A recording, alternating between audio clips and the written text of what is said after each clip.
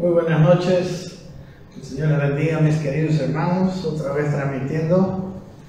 Y esta vez quiero hablar de un extra que quiero compartir con ustedes acerca de cómo funciona el ser humano, ¿no? El hombre espiritual, el hombre que ha tenido la experiencia de la salvación. Y quiero ver con ustedes que el hombre está constituido por tres partes, ¿no? El hombre es un ser tripartito, es espíritu, alma y cuerpo. ¿Ok? Como dice aquí, espíritu, alma y cuerpo. Las tres áreas del ser humano, ¿no? Según 1 Tesalonicenses 5:23, que dice, y el mismo Dios de paz, dice, os santifique por completo y todo vuestro ser. Y ahí describe el ser, ¿no? Espíritu, alma y cuerpo, sea guardado irreprensible para la venida de nuestro Señor Jesucristo, ¿no? Entonces, el ser humano es como esto, las tres áreas del ser humano, como dice el título de esta diapositiva. El hombre tiene, por ejemplo, el cuerpo, ahí está el imperio de los sentidos, ¿no? Naturaleza carnal, casa, edificación, templo, es la parte externa, todos conocemos lo que es el cuerpo. El alma es el asiento de las emociones, la voluntad y la mente, ¿no? Los pensamientos y los recuerdos que están en la mente, las emociones y la voluntad. Y la otra parte, quizás aquí la pusimos bien, como más interna, el espíritu, que es el soplo de vida, ¿no? Es aquello que Dios sopló en Adán y le dio vida, ¿no? El espíritu tiene conciencia del hombre interior y percibe lo espiritual, ¿no? Que queremos decir que el espíritu está separado de Dios, porque después de que Adán y Eva pecaron, este espíritu fue quebrado, según las palabras de Dios, dice, morirá, ¿verdad? Cuando Adán y Eva desobedecieron a Dios, no murieron físicamente, ¿no? Murieron en su relación con Dios. Y el hombre que tenía un espíritu vivo, un espíritu que tenía la capacidad de percibir a Dios, esa capacidad fue menguando hasta morir. Entonces, y luego incluso llegó a morir físicamente, ¿verdad?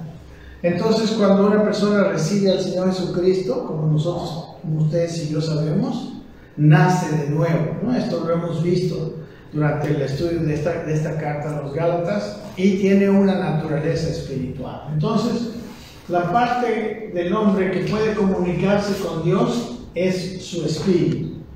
Y dice el Señor, es muy interesante, que para la santificación, para vivir en el espíritu, para vencer los deseos de la carne, como hemos visto en la carta a los Gálatas, en esta carta a los Tesalonicenses, Pablo les dice que el Dios de paz nos santifique por completo. Es necesario estar santificado por completo. Todo nuestro ser, el espíritu, el alma y el cuerpo, sean guardados irreprensibles, ¿no? Entonces, las tres partes de nuestro ser deben ser guardadas irreprensibles hasta la venida de nuestro Señor Jesucristo. Aquí podemos ver otra situación del hombre: espíritu, alma, cuerpo, ¿no? El hombre es igual a estas tres áreas. Aquí hay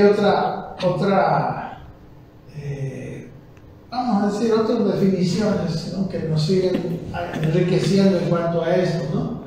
El cuerpo, la naturaleza, la carne, la naturaleza, en el idioma griego la palabra soma, aquí dice imperio de los sentidos, ver, oír, gustar, ver, palpar, ¿no? Los 5 sentidos del cuerpo, todo lo que es el cuerpo. El alma, la naturaleza anímica, en la Biblia se llama psique, ¿no? La palabra psicología, por ejemplo, viene de la palabra alma. Es el asiento de las emociones, los pensamientos y la voluntad. Y por último también el espíritu, que es nuestra naturaleza espiritual, que tiene la conciencia, la comunicación, y percibe el ambiente divino, ¿no? La comunicación o la comunión. Bueno, hay diferentes, y la palabra para describir el Espíritu en el idioma del Nuevo Testamento es la palabra neuma. ¿Ok? En otro pasaje, en Hebreos capítulo 4, nos habla el apóstol, el escritor a los hebreos, ¿no? Que muchos creemos que es el apóstol Pablo. Dice así, ¿no? Que la palabra de Dios es viva y eficaz y más cortante que toda espada de dos filos y penetra hasta partir el alma y el espíritu, las coyunturas y los tuétanos, y discierne los pensamientos y las intenciones del corazón. ¿Verdad? Dice que la palabra de Dios es viva, es eficaz y es más cortante que toda espada de dos filos, ¿no? O sea, es penetrante, eso es lo que nos dice, y penetra hasta partir el alma y el espíritu. Hay una diferencia que es muy importante entender entre el alma y el espíritu, ¿no? Las coyunturas y los tuétanos disciernen los pensamientos y las intenciones del corazón. Miren, vamos a mirar este mismo pasaje, por ejemplo, en la Biblia textual, lo que dice. Porque la palabra de Dios dice viva y eficaz y más cortante que toda espada de dos filos y penetra hasta dividir el alma y el espíritu y hasta las coyunturas y los tuétanos y es capaz de discernir los pensamientos y las intenciones del corazón. En realidad, partir en la Reina Valera creo que se traduce mucho mejor hasta dividir el alma y el espíritu, ¿no? El conocimiento de la palabra de Dios nos permite diferenciar entre las cosas que vienen del alma y que vienen del espíritu. Ahora vamos a ver algunas cositas, algunos detalles que son importantes de entender. Entonces, pero este punto y este detalle para la vida de crecimiento espiritual es muy importante entender que hay una diferencia entre el alma y el espíritu, ¿no? El alma tiene la mente, emociones y voluntad. El espíritu es la parte del hombre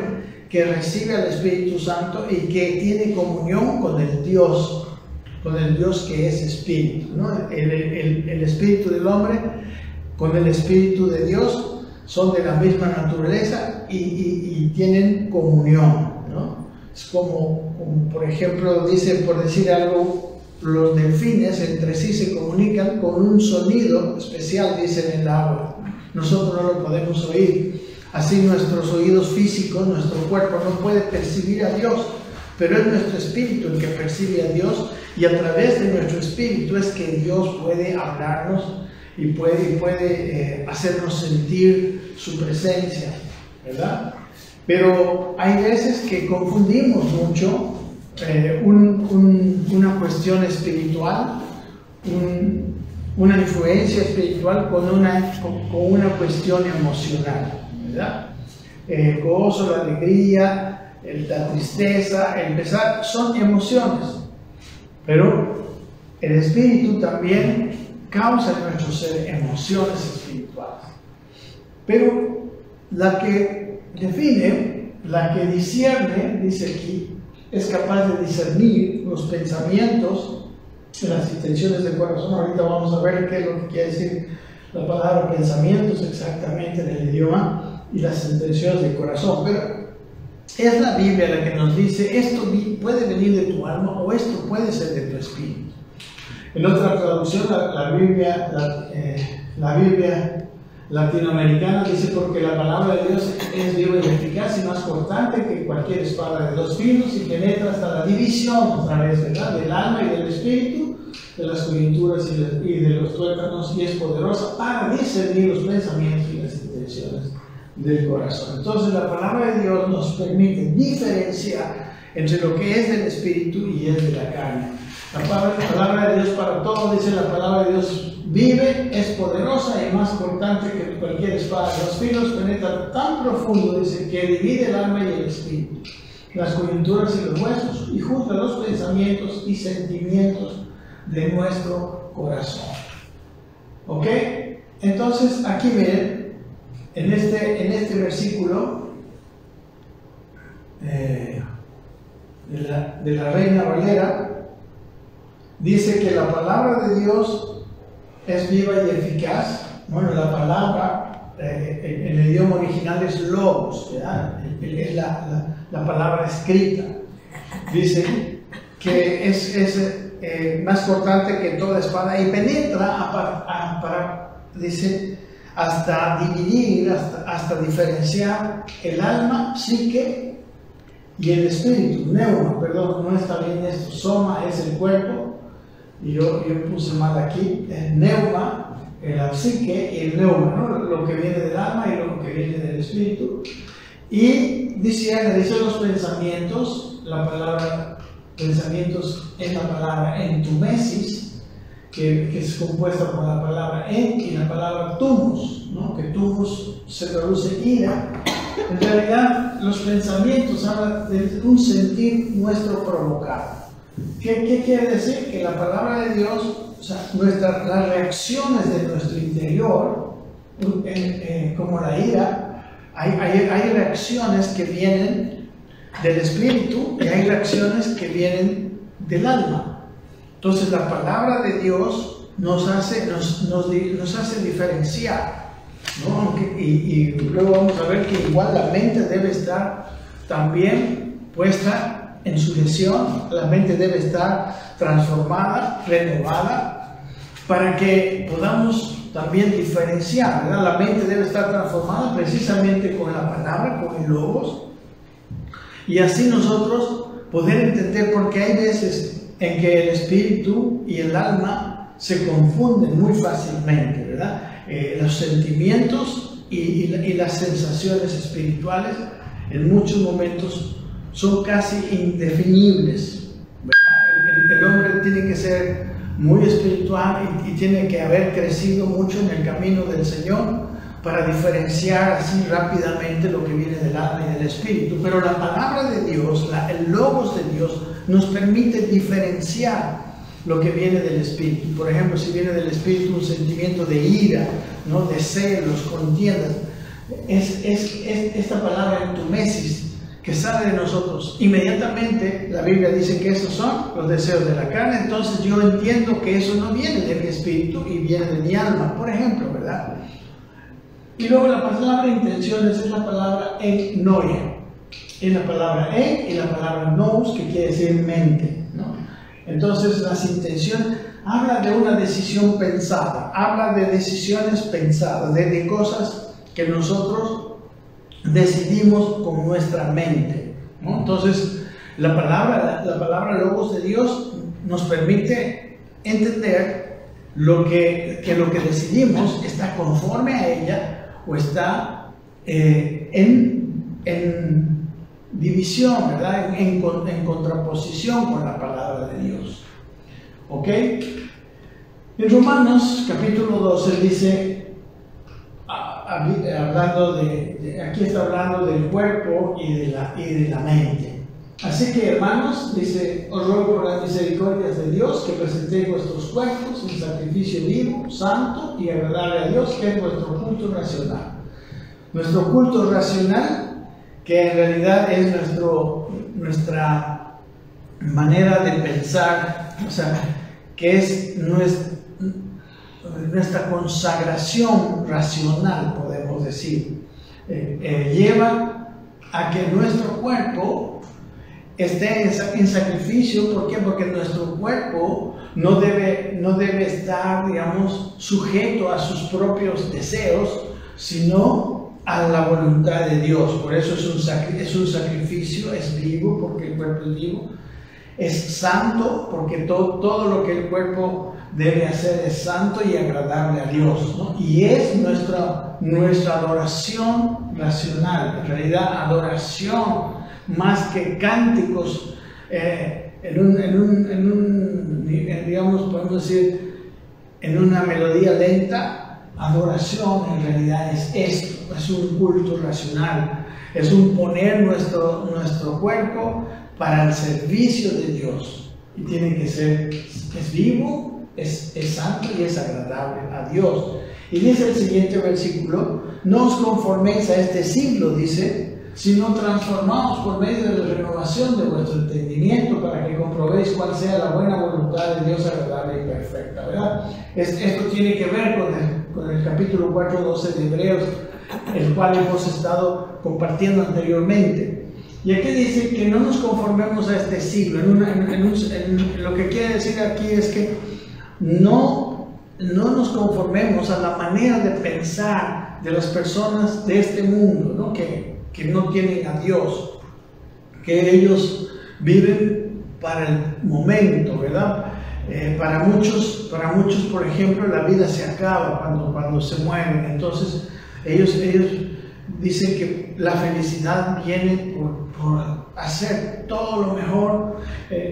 Por ejemplo, había una escuela griega que eran los epicúreos y que decían que al cuerpo le daban todo lo que quería, ¿no? Bueno, el entendimiento, ahora la mente, debe ser renovada. Ya no debe ser como la manera de pensar de este mundo. Nosotros tenemos que tener una mente buena, una mente llena de la palabra de Dios y de los principios de Dios. Entonces, dice, nosotros comprobaremos cuál sea la buena voluntad de Dios, la cual es agradable y es perfecta.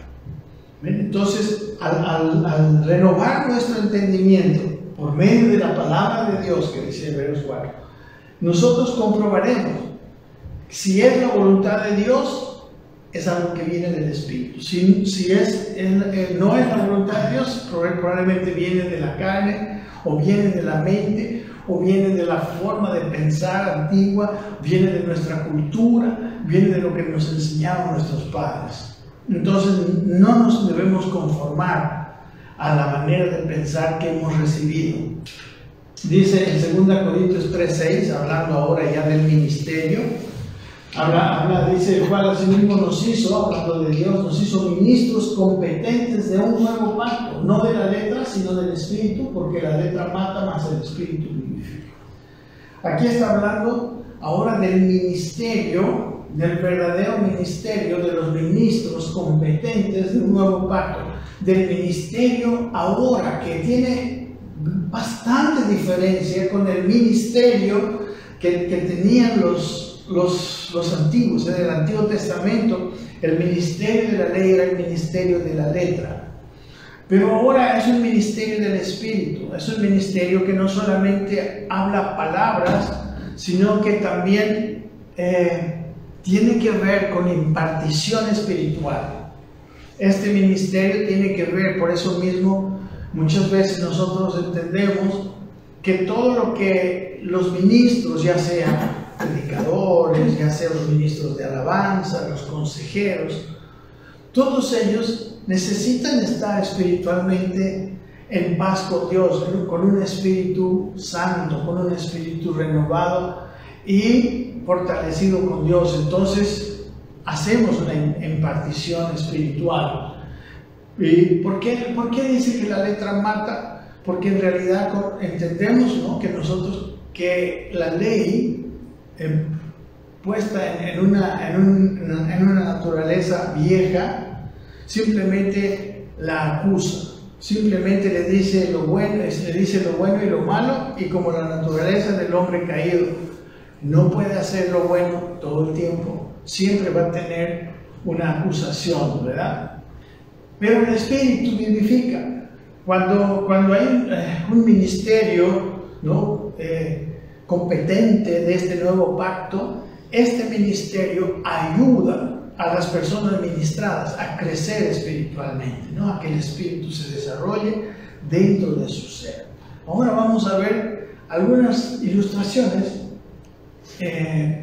donde quiero mostrarles cómo es necesario, como quiero ilustrar lo que dice en Gálatas capítulo 5, el conflicto que hay entre el espíritu y ¿cómo se llama?, y la carne, los deseos de la carne y el fruto del espíritu. Vamos a tratar de hacerlo ahora en este tiempo como una ayuda, ¿verdad? Para entender algunas cosas más del libro de Gálatas. Competentes quiere decir aptos, ministros aptos porque espiritualmente los ministros tenemos que tener este nuevo nacimiento, esta nueva naturaleza, esta es aquello que Dios ha puesto en nosotros. Y dice no de la letra, la palabra grama, que quiere decir escritura, sino del espíritu, neuma. Y dice porque la letra mata, y la palabra mata es así, trae muerte, pero el espíritu vivifica, ¿no? El espíritu hace vivir, da vida. Eso es lo que quiere decir este versículo, ¿no? El espíritu, la letra mata y el espíritu vivifica. Entonces entendemos que el ministerio del ser humano, de los ministros de Dios llamados por Él para la edificación de la iglesia, es un ministerio del Espíritu. El ministro debe tener un espíritu correcto y debe tener fortalecido el espíritu que tiene para poder ayudar y transmitir vida de Dios. Antes, o sea, y la letra tiene que ser una letra viva, ¿no? La palabra de Dios también es viva y es eficaz. Pero la palabra, si no hay el espíritu, la palabra sin el espíritu es simplemente condenación, viene a la mente nada más y no permite al hombre fortalecer su espíritu para poder cumplir la ley de Dios. ¿Ok? En cambio, el ministerio espiritual, que de inicio, como les digo, es un corazón limpio el que ministra, trae vida a los oyentes. Por eso no ponemos nosotros, no creemos en el ministerio de personas que andan o sin el espíritu o sin vida, ¿verdad? No contratamos, por ejemplo, músicos del mundo para tocar y ministrar la alabanza. Y creemos que los que están en cualquier ministerio, la enseñanza, como les digo, la consejería, son personas que están creciendo espiritualmente. Obviamente no podemos encontrar ningún ser humano todavía perfecto, ¿no? Estamos llegando a la máxima perfección. Hay personas entregadas al Señor y estos son los ministros, porque lo que ellos imparten es lo que hay adentro de ellos, en su propio espíritu. Si una persona, por ejemplo, está en adulterio, su espíritu está sucio, su espíritu está contaminado, y es muy probable que traiga una contaminación a los oyentes. Ok, aquí un cuadrito más del ser humano, ¿no? Aquí dice el espíritu.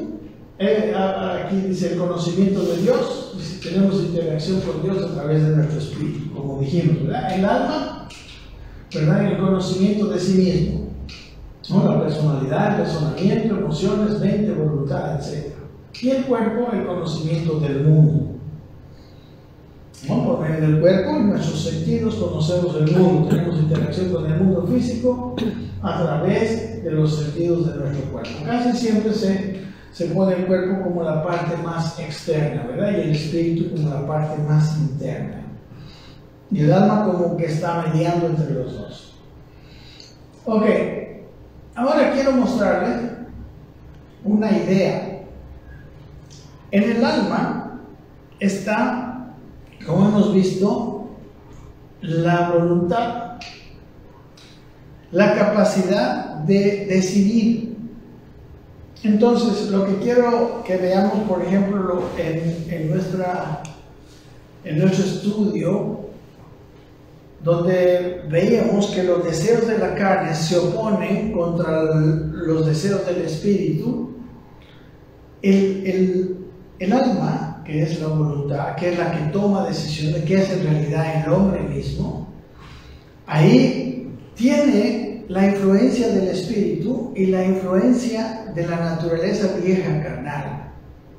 Es la voluntad la que debe tomar una decisión con estas dos influencias, ¿verdad? Y como dice Gálatas capítulo 5, andad en el Espíritu, dice, y no satisfagáis los deseos de la carne, porque los deseos de la carne son contra el Espíritu. Entonces, al haber esta influencia, estos dos caminos, podemos decir, que pueden tomar la voluntad, nosotros por eso estamos casi sujetos, podemos decir, y tenemos que tomar la decisión de cuál de los dos va a vencer. Mire, a mí se me ocurrió un gráfico, ¿no? de lo que se llaman los vasos comunicantes, ¿verdad?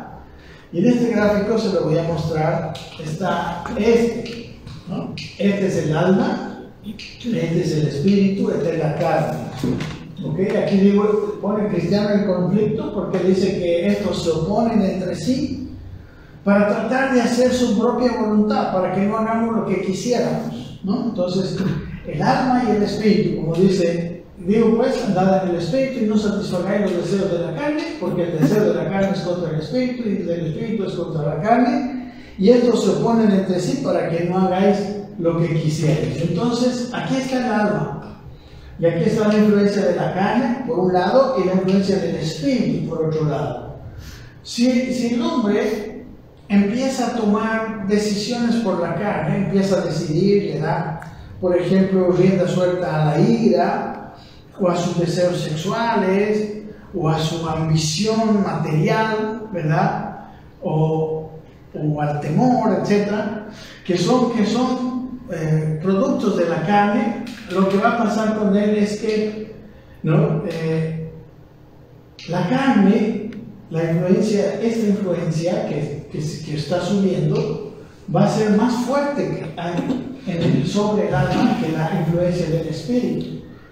Si el cristiano no obedece estos mandamientos del capítulo 5 y 16, de decidir no satisfacer los deseos de la carne y más bien buscar el consejo del Espíritu, que es congruente, como hemos visto, con la palabra de Dios, si el cristiano empieza a darle lugar a la carne empieza a ser más grande. Y la presión que ejerce es mayor que la presión que ejerce el Espíritu. Y para él empieza a ser más difícil tomar decisiones espirituales y está más proclive a caer bajo el influjo de la carne, ¿no? Y al final el cristiano en derrota, la carne se ha hecho tan grande y el espíritu se ha hecho tan chiquito que lo lleva a una derrota. Y al final queda en un hombre carnal cuyo espíritu se ha reducido a nada, ¿verdad? Ha nacido de nuevo, ha nacido del espíritu, pero él no le ha dado lugar, no ha fortalecido el espíritu, no ha tomado decisiones según la voluntad de Dios, no ha orado, no ha conocido la palabra de Dios, no ha sido impartido por la palabra del Señor que tienen los maestros, los ministros del Señor, ¿verdad? Los ministros competentes, ¿no? Ya sea maestros, evangelistas, profetas, pastores, maestros. Entonces, ese espíritu, mis hermanos, ha quedado casi nulo y la fuerza de la carne sobre el alma es muy grande.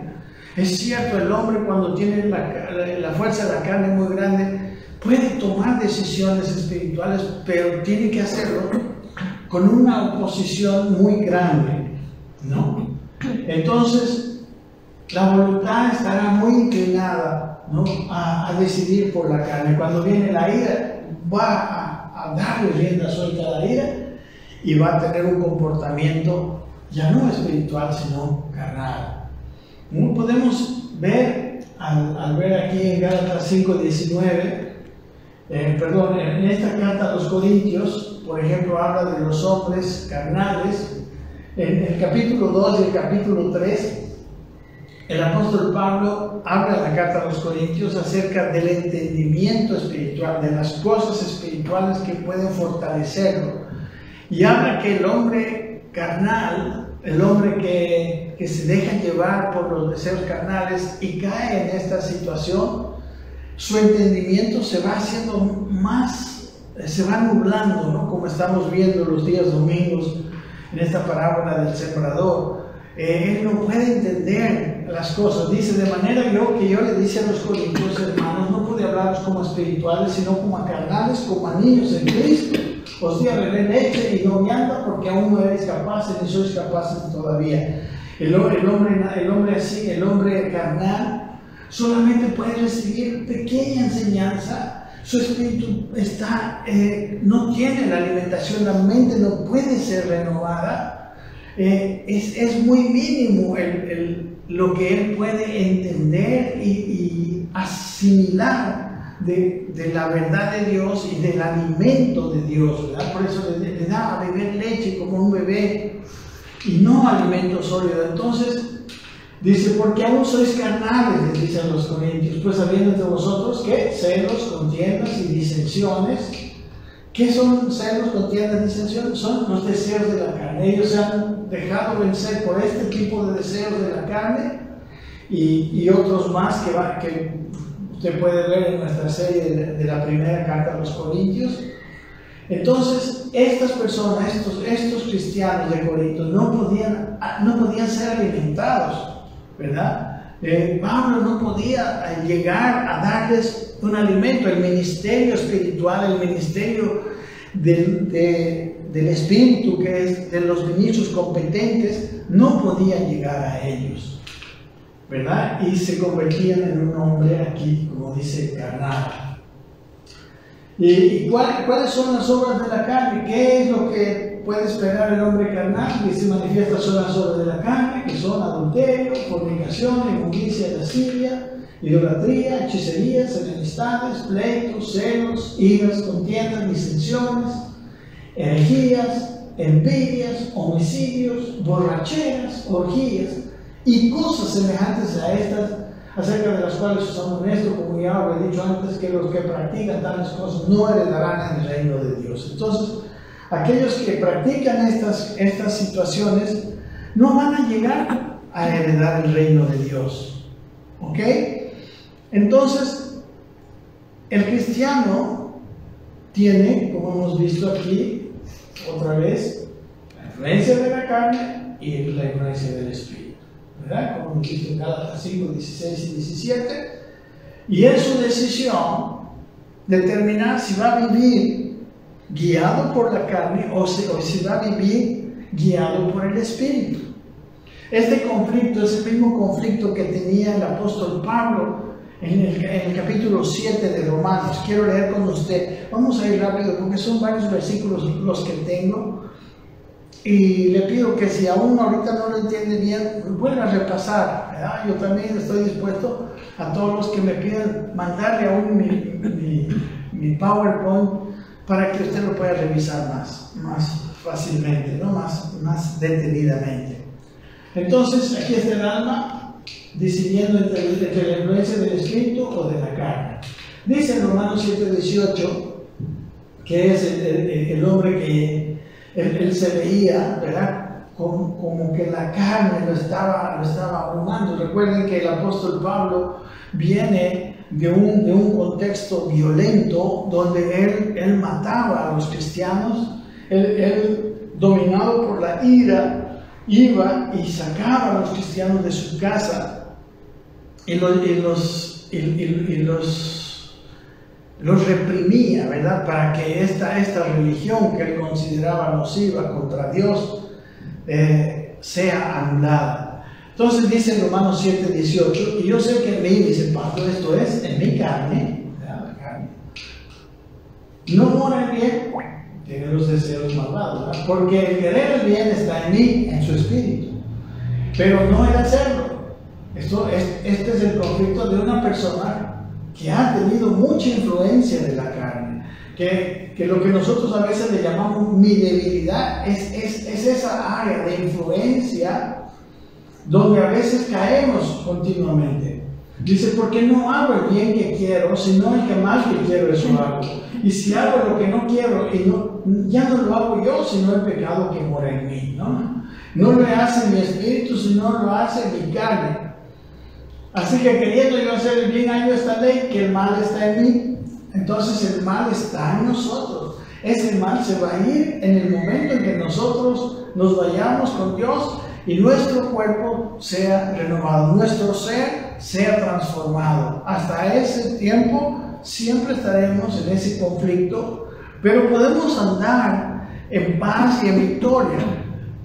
No es cayendo, ¿no?, en satisfacer los deseos de la carne que vamos a andar en victoria. Más bien, aquel cristiano que anda cayendo cada vez, ¿no?, con las influencias de la carne, siempre va a estar en una vida muy conflictuada. ¿Por qué? Porque la influencia de la carne sobre su voluntad va a ser una influencia muy grande.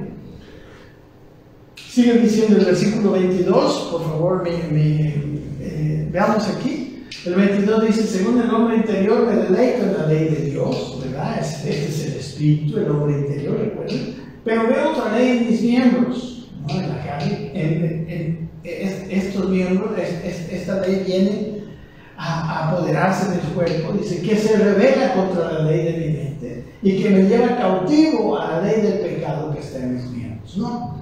Entonces, esta es la situación de un hombre influenciado mayormente por la carne. Y luego en el capítulo 8, el apóstol Pablo aquí nos da la solución, ¿verdad? Nos da la solución para que en vez de caer en la carne, esté más bien, perdón, dice en el 20, y si hago lo que no, en el versículo 19, perdón, habíamos visto, porque no hago el bien que quiero, sino el mal que no quiero, eso hago. Y si hago lo que no quiero, no lo hago yo, sino el pecado, ya habíamos visto esto. Entonces, ahora, puede el cristiano decidir dar el fruto del Espíritu, andar en el Espíritu, como dice en Gálatas capítulo 5, ¿no? Cristiano aquí en proceso de madurez, lo posible, ¿verdad?, donde el Espíritu está más fuerte que la carne, ¿verdad?, está mayor. Entonces, la influencia de la espiritualidad es mayor que la de la carne, y para el hombre cristiano que está en este proceso, cada vez se le va haciendo más fácil obedecer la voluntad de Dios, dar el fruto del Espíritu, que es amor, gozo, paz, etc. Eso es lo que viene haciéndose, viene sucediendo en el cristiano, ¿no? Dice Gálatas 5, 16, 17, andad en el Espíritu y no satisfagáis los deseos de la carne, ¿no? Porque el deseo de la carne es contra el Espíritu y el del Espíritu es contra la carne, y ellos se oponen entre sí para que no hagáis lo que quisierais. Entonces, cristiano franco, crecimiento tiene cada vez más al dar fruto del Espíritu. El Espíritu está cada vez más fortalecido, cada vez su influencia es mayor sobre la voluntad. Entonces, hacer la voluntad de Dios es una tarea más sencilla, está en descanso, y obedecer a Dios llega a ser un placer. En Romanos 8 contesta el problema de Romanos 7. El problema de Romanos 7 está contestado en Romanos 8. En Romanos 8 empieza diciendo, no lo tengo aquí, que ninguna condenación hay para los que están en Cristo Jesús, ¿no? Aquellos que están en Cristo Jesús, los que no siguen los deseos de la carne, sino el Espíritu. Dice en el versículo 2, dice, porque la ley del Espíritu de vida en Cristo Jesús me ha librado de la ley del pecado y de la muerte. Porque lo que era imposible para la ley, dice, por cuanto era débil por la carne, ¿no? El hombre sin Cristo, sin haber nacido de nuevo, o el nacido de nuevo que no ha fortalecido su espíritu, sino que habiendo nacido de nuevo, sigue en las prácticas de las obras de la carne. Entonces, por eso la ley es débil por la carne. El mandamiento es débil cuando estamos en la carne. Es difícil seguir la voluntad de Dios. Dios dice, enviando a su Hijo en semejanza de carne de pecado y a causa del pecado, dice, condenó al pecado en la carne para que la justicia de la ley se cumpliese en nosotros, quienes que no andamos conforme a la carne, sino conforme al Espíritu. ¿Ven? Porque los que son de la carne, dice, piensan en las cosas de la carne, y al pensar en las cosas de la carne, alimentan a la carne. Pero los que son del Espíritu, en las cosas del Espíritu, y al ser del Espíritu, y pensar, ¿no?, en las cosas del Espíritu, fortalecen el Espíritu. Y por eso les llama a los que son del Espíritu. Dice, porque el ocuparse de la carne es muerte, pero el ocuparse del Espíritu es vida y paz. Por eso es necesario ocuparnos del Espíritu en nuestra vida. ¿Ok? Dice 7, por cuanto los designios de la carne son enemistad contra Dios, dice, porque no se sujetan a la ley de Dios, ni tampoco pueden, como hemos visto, ¿verdad? Fornicación, inmundicia, lascivia, ninguno de esos se sujeta a la ley de Dios. Y dice, los que viven según la carne no pueden agradar a Dios, ¿verdad? No pueden agradar a Dios. Entonces, en esto, el ocuparse, hay que ocuparnos del Espíritu. Y hay que pensar en las cosas del Espíritu, llenarnos de las cosas espirituales, alimentar el Espíritu de tal manera que la influencia, ¿verdad?, el vaso del Espíritu esté más, ejerza más presión hacia la voluntad, y entonces el hacer lo bueno va a ser más sencillo, ¿no? En franco crecimiento, como hemos visto, el Espíritu sigue creciendo, la carne sigue disminuyendo. Versículo 9 dice, mas vosotros no vivís según la carne, les dice a los romanos, sino según el Espíritu, si es que el Espíritu de Dios mora en vosotros. Claro, si alguno no tiene el Espíritu de Cristo, él no es de él, ¿no? Aquí nos dice que el primer requisito para poder vivir en el Espíritu es haber nacido del Espíritu, como le dijo Jesús a Nicodemo. Si alguno no tiene al Espíritu Santo en su espíritu, no le pertenece. Pero si Cristo está en nosotros, el cuerpo, la verdad, está muerto a causa del pecado, mas el Espíritu vive a causa de la justicia, ¿no? Entonces el Espíritu es vivificado, aunque la carne está muerta, está en camino de muerte. Y si el Espíritu, dice, de aquel que levantó de los muertos a Jesús, muere en vosotros, el que levantó de los muertos a Cristo vivificará también vuestros cuerpos mortales por su Espíritu que mora en vosotros. ¿No? Esto va a suceder cuando nosotros vayamos y nos terminemos de esta vida, ¿verdad? Nuestro cuerpo va a ser vivificado, va a ser transformado. Dice el versículo 2, así hermanos, dice, deudores somos, no a la carne, para que vivamos conforme a la carne, porque si vivís conforme a la carne, ¿qué va a pasar? Moriréis. Pero más si por el Espíritu hacéis morir las obras de la carne, viviréis. Este versículo podemos ponerlo como un versículo clave, porque dice que el vivir conforme a la carne nos va a llevar a la muerte, lo mismo que dice Gálatas 5, 15 y 16. Pero si por el Espíritu hacemos morir las obras de la carne, por el Espíritu, el crecer en el Espíritu, el ocuparnos del Espíritu, el pensar en las cosas del Espíritu, nos va a llevar a una fortaleza que al final hace menguar las obras de la carne. Dice el versículo 14, porque todos los que son guiados por el Espíritu de Dios, estos son los hijos de Dios. Esta palabra hijos puede traducirse como los hijos maduros de Dios, los hijos verdaderos de Dios. Entonces, si somos guiados por el Espíritu, estamos andando en el Espíritu, damos el fruto del Espíritu, ¿verdad? Que es gozo, paz, paciencia, benignidad, amor, etc. Pues no habéis recibido, les dice a los romanos, el espíritu de la esclavitud para estar otra vez en temor, ¿verdad? No recibido un espíritu de esclavitud para otra vez estar en temor. O sea, una persona que nace de nuevo, pero que sigue los deseos de la carne, ¿no? Empieza a una vida de esclavitud. En el capítulo 6 decía, ¿Pecaremos para que la gracia abunde?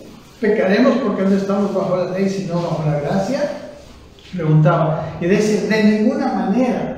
No, porque si uno fue librado de la esclavitud del pecado, pecando otra vez se hará siervo del pecado. Entonces, no podemos tener temor. No vamos a tener temor. ¿Cuándo no vamos a tener temor? Cuando nos hemos ocupado del Espíritu.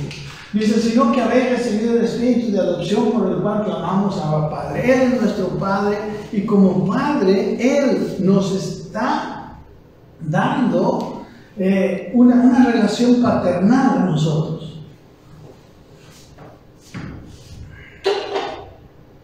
Y llega el hombre a ser un hombre espiritual cuando el Espíritu está grande y la carne prácticamente está domada.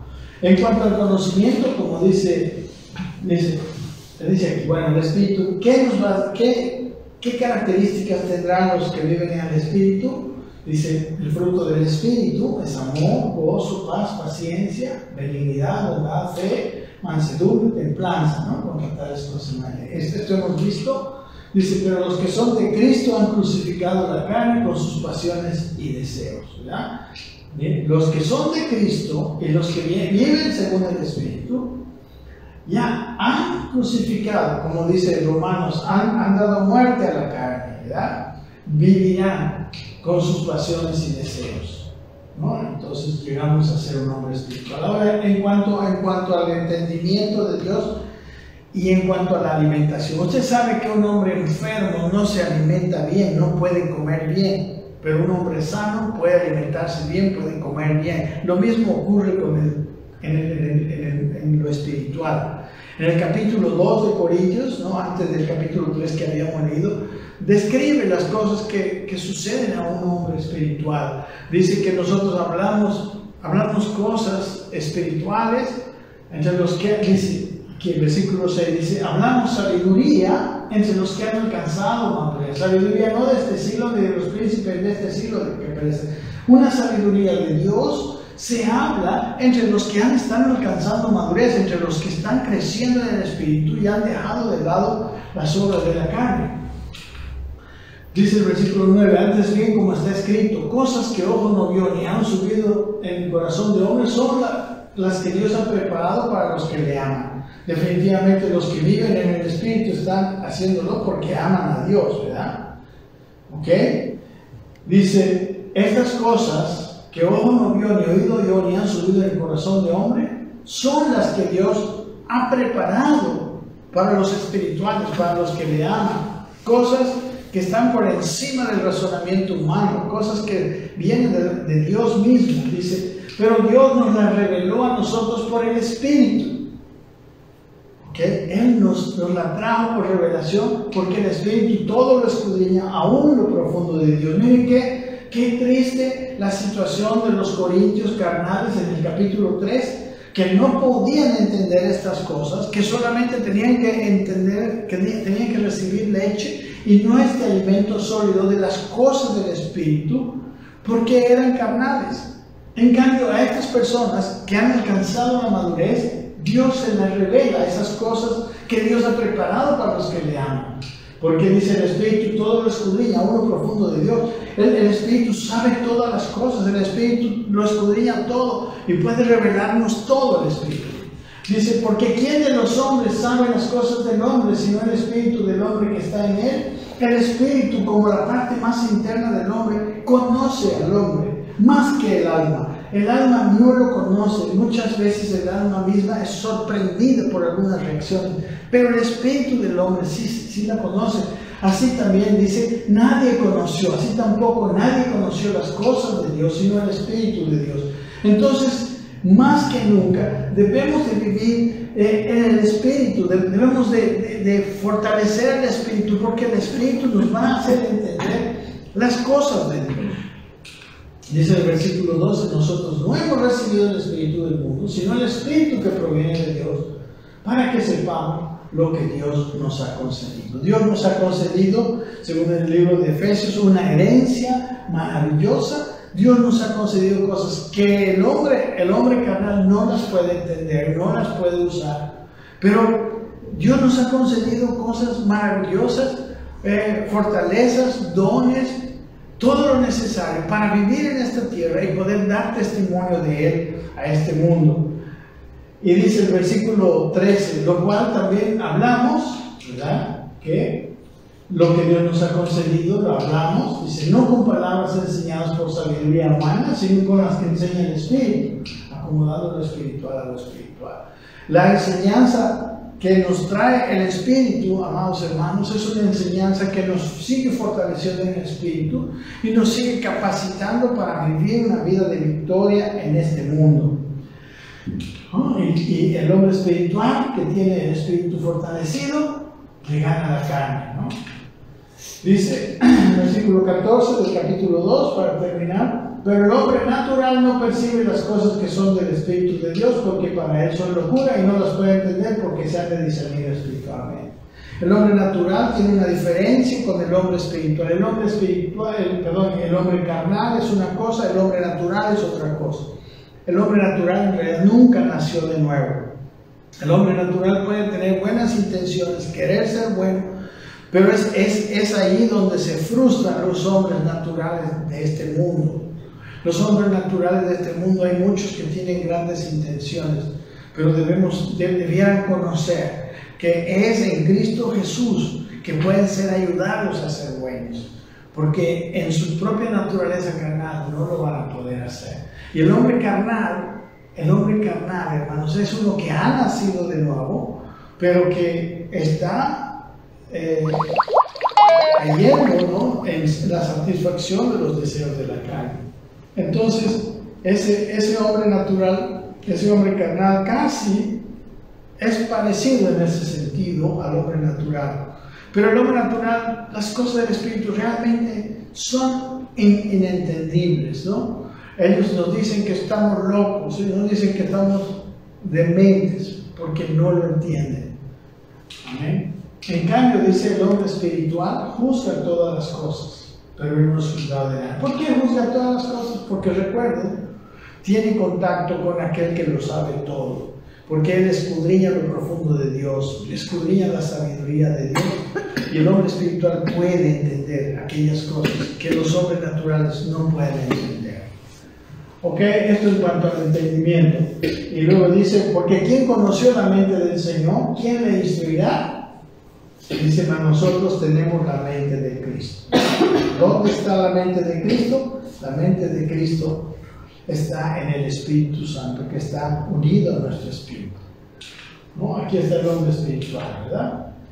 Pablo decía esto, mire, con Cristo estoy juntamente crucificado y ya no vivo yo, mas vive Cristo en mí. Y lo que ahora vivo en la carne, lo vivo en la fe del Hijo de Dios, el cual me amó y se entregó a sí mismo por mí. Quiere decir esto, que él había crucificado en realidad a su carne, ¿no?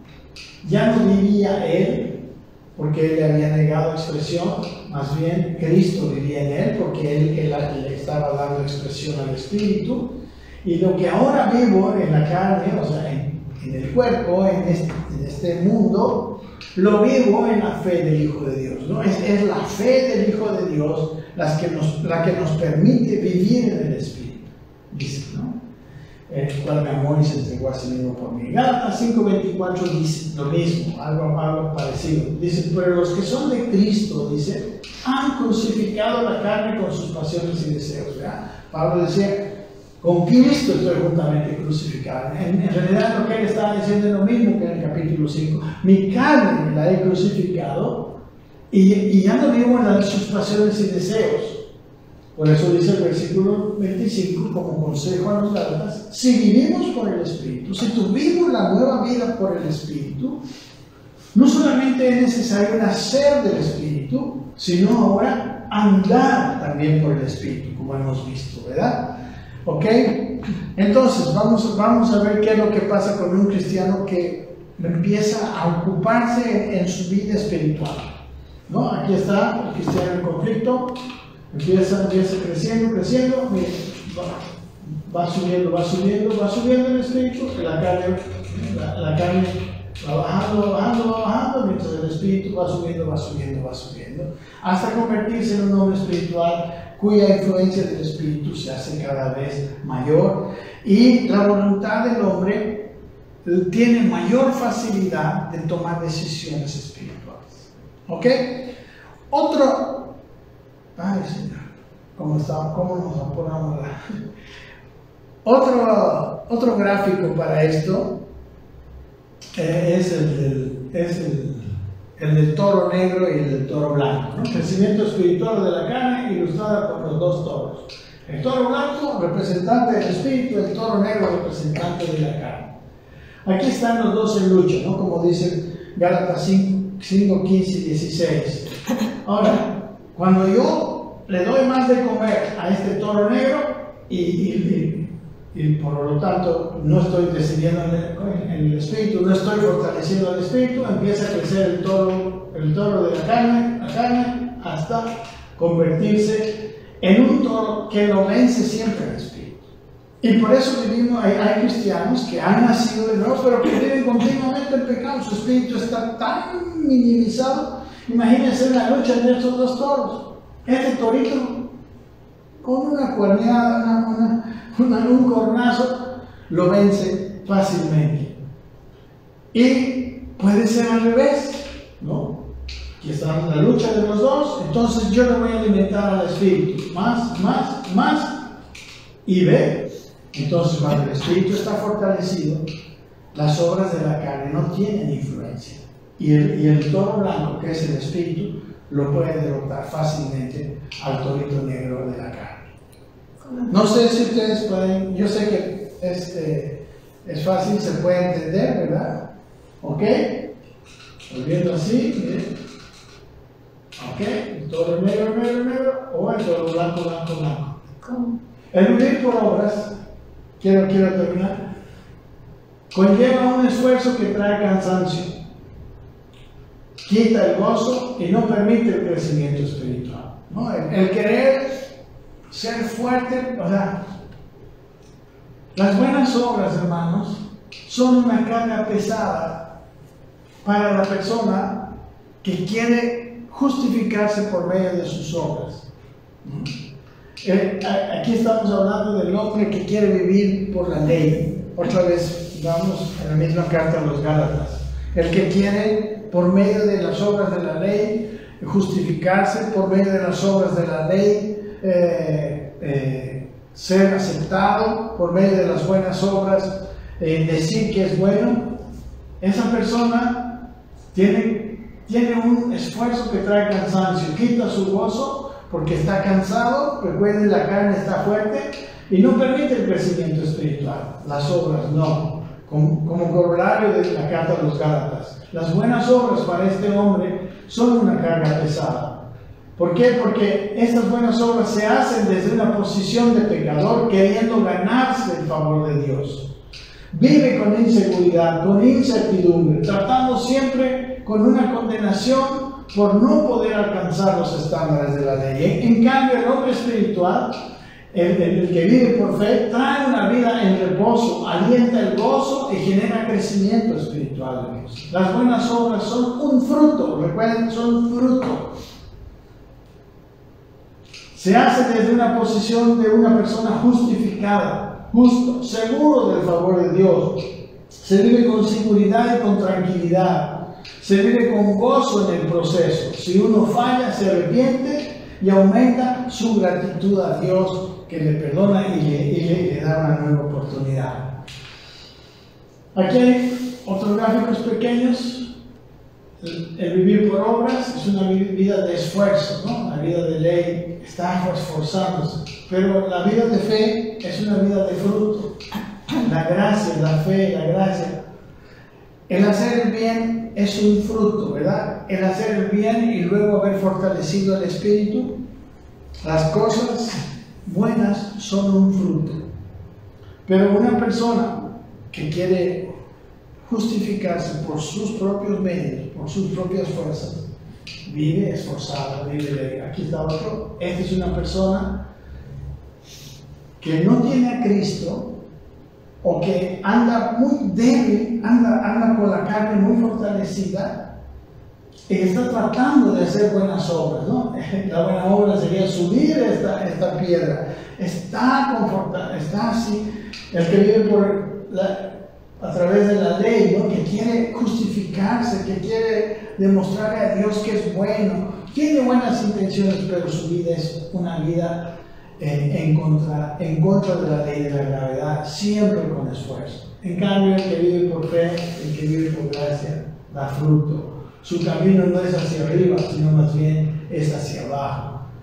Es muy importante, mis amados hermanos, entender que podemos vivir de esta manera, podemos tener una vida cristiana gozosa, una vida cristiana sin carga. Aquí no lo tengo escrito, lo debía haber tenido. En Mateo, en el capítulo 11, el Señor Jesucristo dijo esto. Lamento no tenerlo. Dijo: venid a mí, todos los que estáis trabajados y cargados, yo os haré descansar. ¿Verdad? Los trabajados y cargados son aquellos que están tratando de ganarse el favor de Dios por medio de sus esfuerzos personales. Pero Él dijo: llevad mi yugo sobre vosotros, pónganse el yugo, caminen conmigo y aprendan de mí, que soy manso y humilde de corazón. Aprendan mansedumbre, humildad, ¿verdad? Fruto del Espíritu, y hallarán descanso para sus almas, dice, porque mi yugo es fácil y mi carga es ligera. El andar una vida de santidad es posible, el vivir una vida cristiana gozosa es posible, de hecho es la única manera de vivir, pero nosotros tenemos que saber cómo. Espero que esta carta a los Gálatas le ayude para entender los mecanismos de la fe, los mecanismos de la ley y de la gracia, ¿verdad? Ok. Creo que ya se me terminó el tiempo y es mi deseo que son cuestiones así gráficas que se me ocurrieron y algunos que saqué para mostrarles, mis queridos hermanos, prácticamente lo que es vivir en el Espíritu, ayudados por las enseñanzas de la epístola del apóstol Pablo a los Gálatas.